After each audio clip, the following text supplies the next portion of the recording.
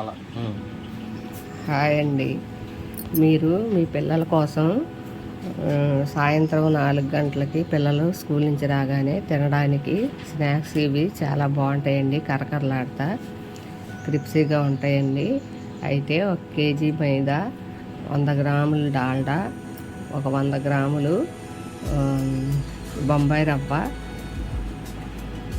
రవ్వ, కొద్దిగా సాల్టు తగినన్ని అది వేసి చక్కగా ముందు అంతా శుభ్రంగా కలుపుకోవాలండి. బాగా అలా కలుపుకుని ఇలా చేత్తో ఇలా పట్టుకుంటే ముద్దలాగా అది అలా ముద్దలాగా రావాలండి.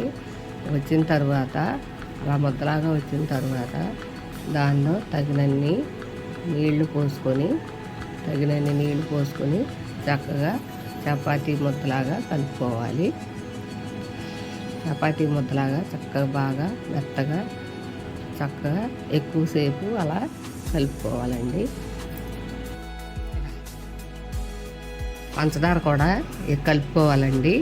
దానిలో కలుపుకుంటే కొంచెం స్వీట్గా ఉంటాయి, బాగుంటాయండి. అయితే అలా చపాతీ ముద్దలాగా కలుపుకున్న తర్వాత దాన్ని బాగా ఎక్కువసేపు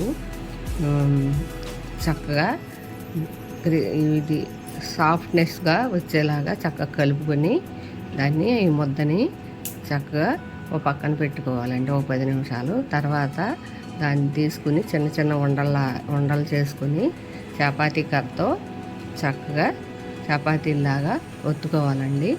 ఇవి బాగా ఎక్కువ మందంగా ఉండకూడదండి.